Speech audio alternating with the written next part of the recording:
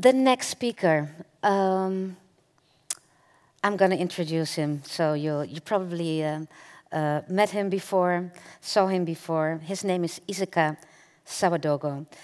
Issaka is a Burkina Faso-born actor who lived in Norway for a long time and where he worked many years at the prestigious National Theatre. He debuted in Scandinavian production and soon made a flight to award-winning European productions. Through the Belgian route, amongst others in the films of the Marion Hensel and Nicolas Provost films, he played himself in the spotlight of Dutch filmmakers. This resulted in a role in the Paradise Suite and the award-winning telefilm De Nieuwe Wereld, and In het Niets, a one-night-stand movie about a Bijlmer disaster, for which Sawadogo earned a Gouden Kalf nomination. He is this year's master of the festival. He's nominated for his role in the Paradise Suite. Let's first watch a clip for Paradise Suite, and then I'll have a conversation with Issaka.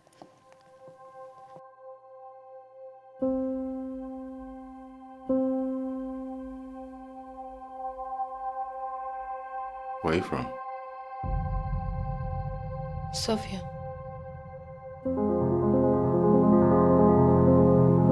What are you doing here? Same as you. Je m'occupe de l'argent. Fais-moi confiance.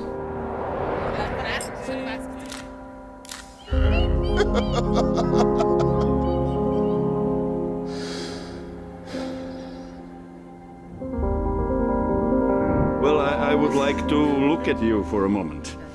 Yeah? Sure.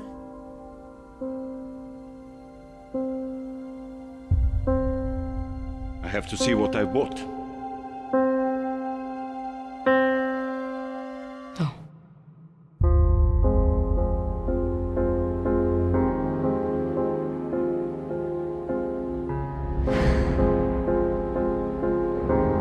Mamma brukar pussa mig. C'est pour aujourd'hui. Va. Mama, možda da mi kažeš čemu ubićeš? Nog te ubićem.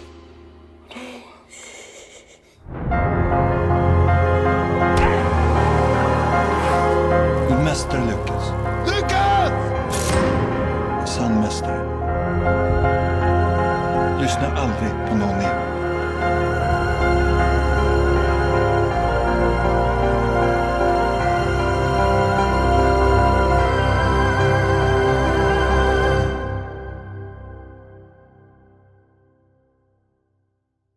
Who are you? The film is really grasping. Talking about cultural diversity, it's really fascinating because you travel around the globe, you work with different film crews all over the globe, different actors from all parts of the world. How do you navigate in such a culturally diverse environment? How do you do that? To begin everything, I really, excuse me, I'm not a religious man, but I do believe in God. And I want to thank God to giving me the opportunity to be who am I, and also giving me the opportunity to be able to know my identity and the talent I have that opened the doors for me in the world. I think, to answer your question, I want to really thank everyone, because people, without people, what can we do? Mm-hmm. There's nothing we can do. There's nothing we can think. So we are part of this matter of fact that people are everything. I think it's all about diversity first. Diversity is not man-made. Mm-hmm. It's not someone who creates diversity. Diversity is a fact. Mm-hmm. We're all born in diversity. We have diversity like a gift to live in this world and to make this world a better place to live. So when we refuse and we ignore the diversity in us that we born with, I think simply it's a crime. Mm-hmm. It's a crime against yourself, and it's a crime against the world. The diversity is not a matter of politic talk. It's not someone who will sit at home and think, now it's time for diversity. No, diversity, everyone is born with diversity. Mm-hmm. So that's why I get confused right now when I talked about ID. Mm-hmm. My identity first is important. Who am I? Mm-hmm. Who am I? And then I start to look the answer outside my body, but not by looking at mountains and the sky, but by looking at people. Mm-hmm. I'm trying to look at people, and when I see people moving, I'm still asking myself the question, who am I? Mm-hmm. And then you begin to realize that actually the answer you are looking for is in the others you are looking. And the others become the mirror of yourself. Mm-hmm. So this is so simply what actors are trying to be, the mirror of the others. Mm-hmm. And when you think you are that, then the others become your mirror, and then you can identify yourself through the others. So by looking white people, people from China, or people from Asia or wherever, I discover a bit of myself. So the diversity starts from there.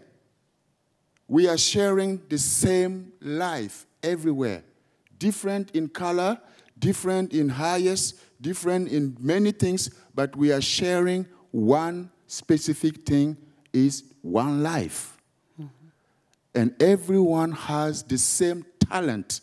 Whoever you are, and whoever you are and where you come from, we have the same talent to get to adapt ourselves to this earth. Mm-hmm. The capacity of adaptation mm-hmm. is a talent. Mm-hmm. It's the only talent, it's the only thing we have. Mm-hmm. We are born with it. We are born with it. Yeah. I give you an example. Two examples. I look at a newborn baby. When a newborn baby gets out from the womb and you put him on top of the mother, the first thing the baby is looking for is the breast, trying to find. And when he grabs it, no one teach him where to put it, directly into the mouth. So he's born with this talent of looking for something good for himself, survival. That's first. The second thing, talent is also a gift that will always bring you to find the best thing for your life. So that is the two things that we need to focus and to find out what to do next. Mm-hmm. Always what to do next. What you got is already an experiment for you. And you are looking for the inexistent thing for your life. So you always use this talent mm-hmm. inside you to find out more. Mm-hmm. So that is the gift I think everyone you need mm-hmm. to know. Diversity, we have it. We all have this diversity in us. And we cannot escape it. When you buy a new machine, a new cell phone, new telephone, you bought it in China. It's all written in China. You bring it in Europe, you have to go inside the menu and adapt this machine to Europe, right? Mm-hmm. And when you bring this machine from Europe to Africa, you have to adapt it to the region of Africa. So adaptation for human being is the key to diversity. You gave a very interesting example of, let's say, cultural differences, cultural misunderstanding and adaptation regarding a scene in The Nieuwe Wereld. Can you explain what happened? Yes, I like this movie. Nieuwe Wereld, for me, it was like when I came in, I knew Jaap van Helden. He has been in Burkina Faso, and this guy who came in this country, and we always forget that he's from Netherlands. He's so simple, man. We love him there. And then he just gave me the script, and he's also a very good adapter. Yeah, he adapts. We forget when you are with Jaap, you forget who you are. Okay. And then I see the first lines in the script is like a white woman cleaning. First, as an actor and has this guy who had coming to Europe for the first time, he saw a white woman cleaning a corridor. I'm getting into a prison. And this woman cleaning, okay, that's nice. And she's beginning to do is it a way of welcoming people, new coming? You know, I start to analyze. That is the method of acting. I start to analyze what I see. I see this beautiful woman cleaning, and these two guards with me, handcuffed, coming, and this woman is doing. So maybe it's a way of welcoming me home. As I begin also to play the game. And that was the first original pure human contact that made the whole film. It's all about that. Who are we? And at the end also of the movie, we came back to this, which has become a language between us. The unknown people now know each other so deeply that they have created a love talk. But it meant something completely different. So when did you find out what it really is supposed to do? In the beginning, for her, it's like, don't walk there. You know, like, get away from my cleaning place. You know, it's like, you are dirty. Get away. Like you chase animal. You know, you know. That's the pejorative, the negative thought, the negative way of thinking that she sent to us and sent to and I grab it. I start to think about it because this code, this language code, I don't know it. So I have to use my imagination to find out. So I begin to do like her because I have learned something from my background, my family. When you enter a nation and you see that people are walking with the head down, try to do the same thing. Don't pretend you are smarter and go opposite. Then you have no chance to survive there. Adapt yourself to what you see. So I use this adaptation to adapt with the lady. And then it was that. Apparently you're very successful in it, seeing how much you travel around. But in despite of the fact that you're really able to adapt quite easily, you get offered a lot of roles as an actor. Are there a type of role that you will not adapt to or you cannot accept? Yes, it depends.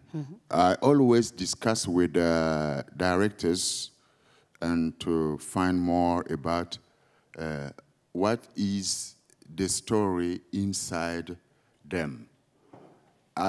When I receive a script, the script only gives you a glimpse of what has been the source of inspiration of the director. I think there are a lot of directors here. I think if I'm not right, you can tell me.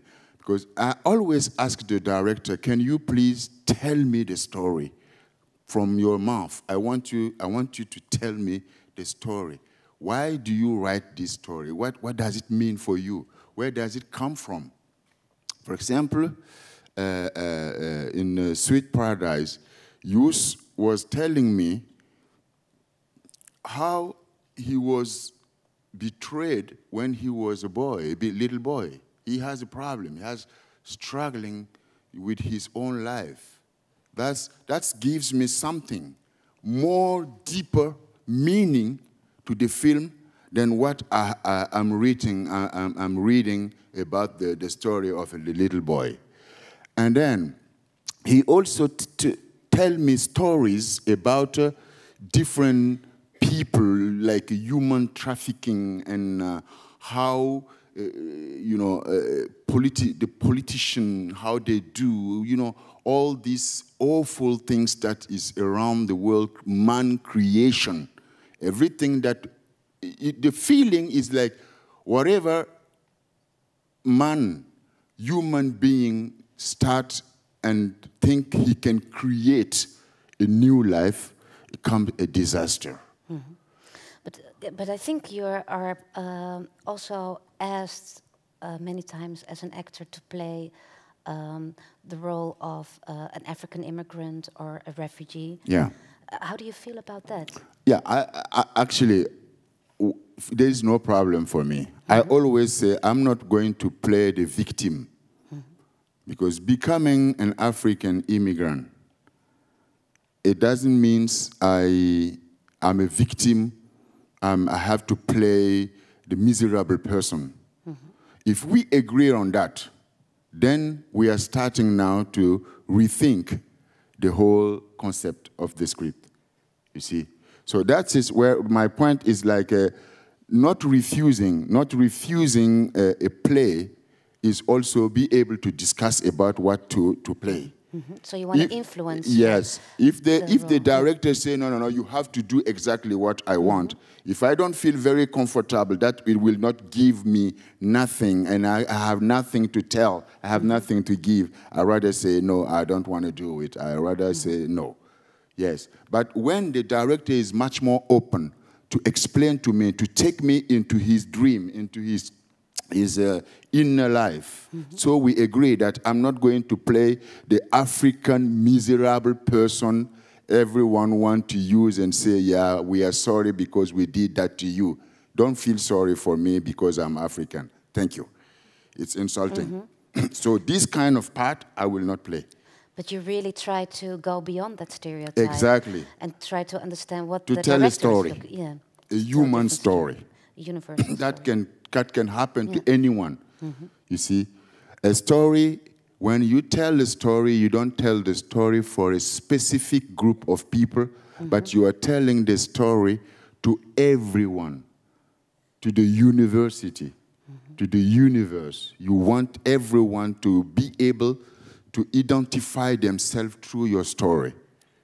So that is important. Then we are now talking. We are now man-to-man, human being, thinking people, highest people trying to move together for a better objective in life.